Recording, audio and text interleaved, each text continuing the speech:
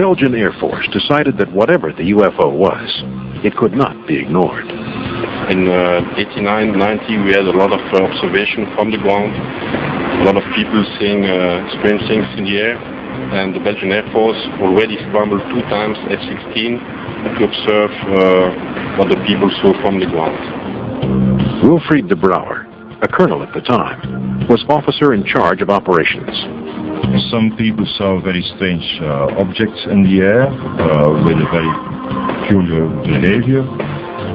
They called the police. The police confirmed the observation. They called the radar station of Glon, and Glon confirmed that they saw a blip in the area. And that was also confirmed by another radar station, which is about 100 miles away. Based on that, they asked to send these 2 aircraft in the air.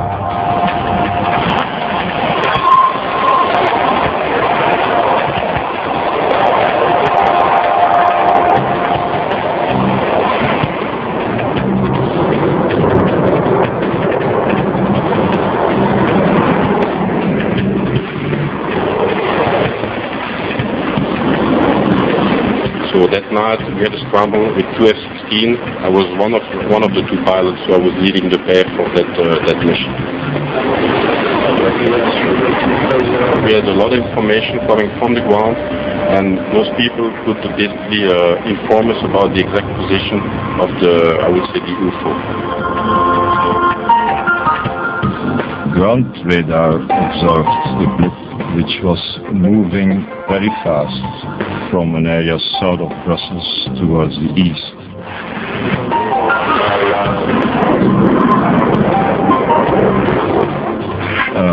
The aircraft were in the near vicinity and, of course, tried to detect that particular object. And the 2 aircraft confirmed that they had a lock-on, which showed the speed of 700 knots, around 700 knots. The F-16s locked onto the UFO repeatedly, but as they closed in, it changed direction and speed with extraordinary maneuverability. The pilots had no doubt that the target was real. We had a different radar contact on the targets, which happens at least 3-4 times, where we could acquire a radar lock-on with the F-16, and we knew that at least 1 or 2 times we had exactly the same contact as the one which was on the screen on the ground.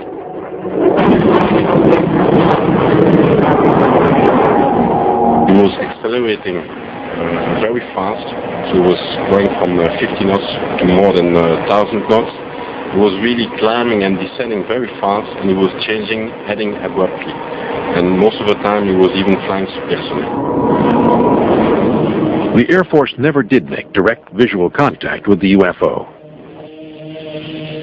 Exactly what the target was remained a mystery. I don't think it could have been experimental aircraft. First of all, we always look to the United States.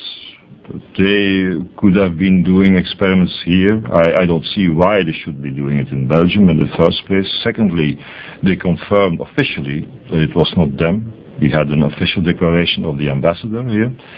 And thirdly, the performance of this system was such that it could not be related even to an experimental technology.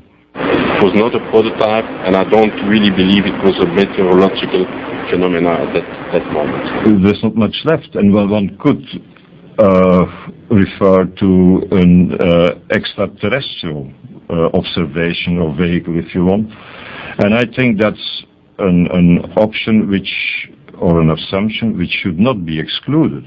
I'm not saying that it was an extraterrestrial, but it is an assumption that should not be excluded. The radar tape from one of the F-16s was sent for examination by experts at the Center for the Study of Electronic Warfare.